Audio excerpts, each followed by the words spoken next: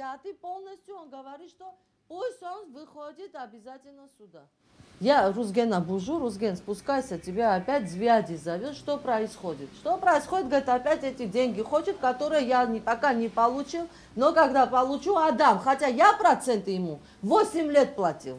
И это у меня есть документами тоже. Так нас слушаю. Он ему сказал, если ты не принесешь завтра 7 тысяч, у нас операция предстоит у Сидзе отца, то мы уже знаем, что будем с тобой делать.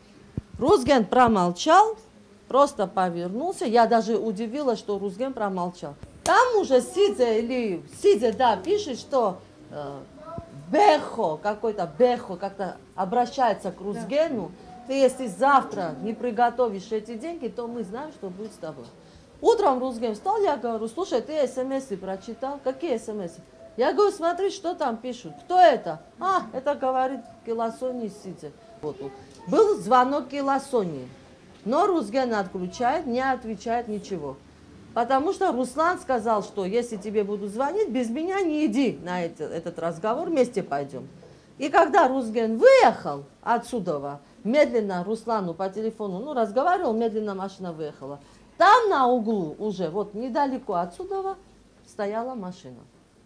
Их там было 2 человека, 2 Сидзе Киласони. И потом что случилось? И потом они все. Рузген, когда позвонил Руслану, помоги мне, телефон отключился.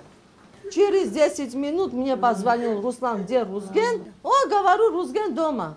Приехал, и быстро иду, потому что все двери машины Рузгена были открытые. И мой муж лежал мертвый на заднем сиденье.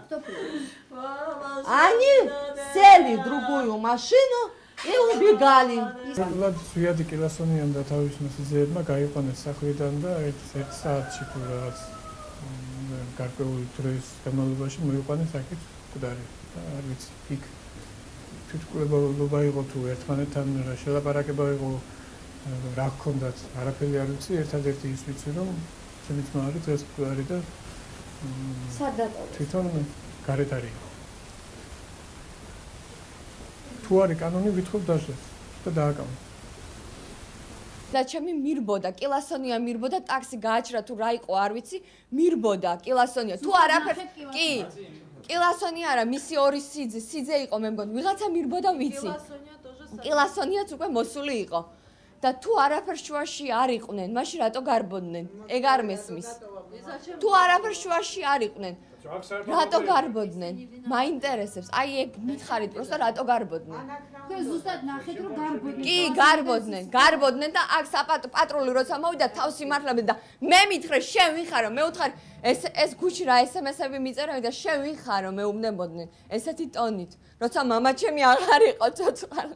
უკვე იცოდით არის ბევრი საეჭვო ფაქტორი, რომელიც აუცილებლად ადგინდება მიკროსკოპული კვლევებია ჩასატარებული, ფიზიკო-ტექნიკური და ასე შემდეგ. მანქანის დათვალიერება, დამატებით დათვალიერება, სისხლის განლაგებები, ეს ყველაფერი და ამის შემდეგ შესაძლებელი იქნება უკვე კონკრეტული პასუხის გაცემა. საკუთარი ხელით დაზიანების მიყენებაზე ეჭვი არის.